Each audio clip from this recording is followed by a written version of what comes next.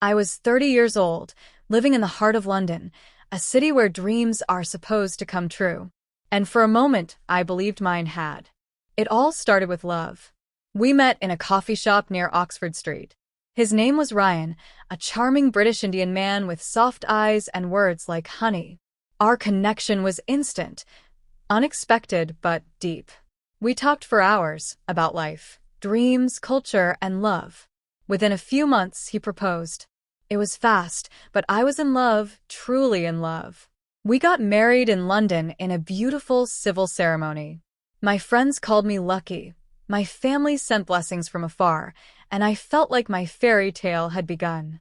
But what followed was a nightmare I can never forget. The wedding night. It should have been the happiest night of my life. A fresh start. But as the door of our apartment closed behind us, something changed in Ryan. His gentle nature disappeared. His eyes turned cold, and his words sharp as knives. He pushed me onto the bed. I laughed nervously, thinking he was joking. But what he did next shattered me. He slapped me. Not once, not twice, but again and again. I was frozen in shock. He yelled things I couldn't even comprehend. "Did you think I married you out of love?" he spat. "You were just a deal. A contract. My parents wanted a decent wife. Now I've fulfilled that. You're nothing to me." He dragged me to the floor. My heart was pounding. My wedding dress tore as I struggled. He kept hurting me, screaming about how I wasn't good enough for him, how he never loved me, how he had someone else in his life. That night, he did things I never imagined possible. Things no woman should ever face. He violated not just my body, but my soul. By morning, I was broken. And just when I thought it couldn't get worse, he handed me the divorce papers. On the second day of our marriage. "I've done what I needed," he said coldly. "Now get out." I was left with bruises on my face, blood on my lips, and a heart that would never be the same. But you know what? I survived. I called the police. I filed a report. I sought therapy. I rebuilt my life. I found a job. I made new friends. And slowly I began to breathe again. It's been 2 years now. The pain hasn't completely gone. Some nights, I still wake up crying. But I am stronger. I share my story not for pity, but for every woman out there who thinks silence is strength. No.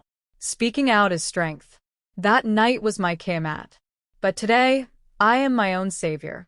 If you're listening to this and you're hurting, please know you are not alone. Speak. Scream. Survive. It had been 6 months since I walked out of that house.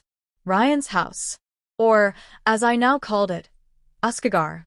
That place was never a home. It was a prison. But no matter how far I moved, it haunted me. I had found a new flat in East London, started working part-time at a charity for abused women, and was slowly reclaiming my life. But one sleepless night in December, I got a call. It was from a private number. "Hello."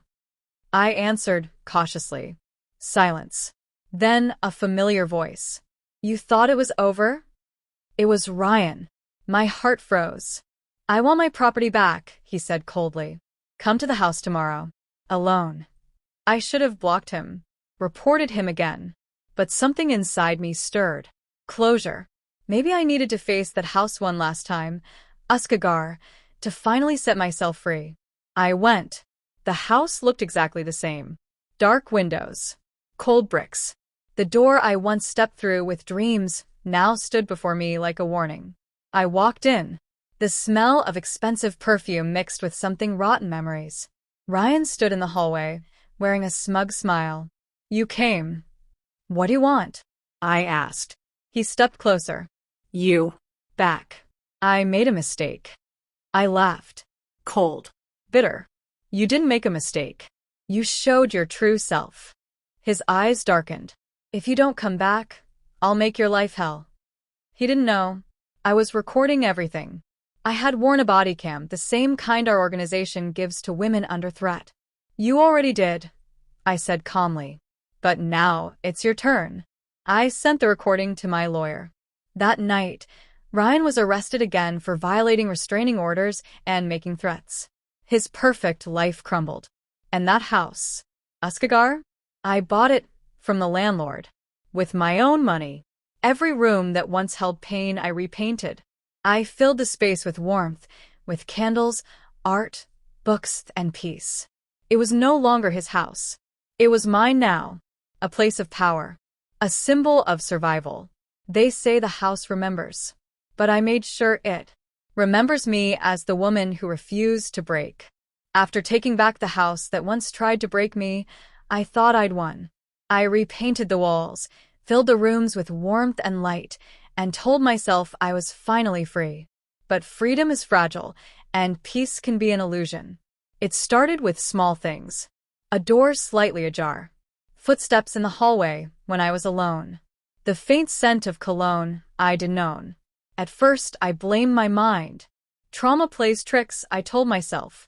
But then, one night at exactly 2:13 a.m., I saw him. A man. Standing still in the alley behind my house, staring up at the bedroom window. Every night, he returned. Silent. Still. Watching. I installed security cameras. And when I reviewed the footage, the fear settled into my bones. He never looked at the cameras. Never moved. Just stood there, like he belonged, like he remembered this place. I went to the police. They took a report but said unless he tried to break in, their hands were tied. The next night, I stayed awake. 2:13 a.m. came. And then, the power went out. Darkness swallowed the house. Then came a knock. Soft. Almost gentle. I didn't answer. I couldn't move. Then, through the silence, a voice. You shouldn't have come back. It wasn't Ryan. It was someone else. The police came after my call, but he was gone. I began digging into the house's past again. A name surfaced. Oliver Hendricks. 20 years ago, he lived here. He vanished mysteriously. Never found. His father died in the same living room I now sat in every evening. The house had secrets. And now, I had awakened them. One final night, I stood outside. Alone. Waiting. 2:13 a.m. He appeared again. But this time I didn't hide. I stepped forward and whispered, "Why are you here?" He slowly raised his face. Pale. Hollow. Sad. Because this house still remembers me. And then he disappeared into the shadows. The next morning, I found something buried under the old rose bush in the garden.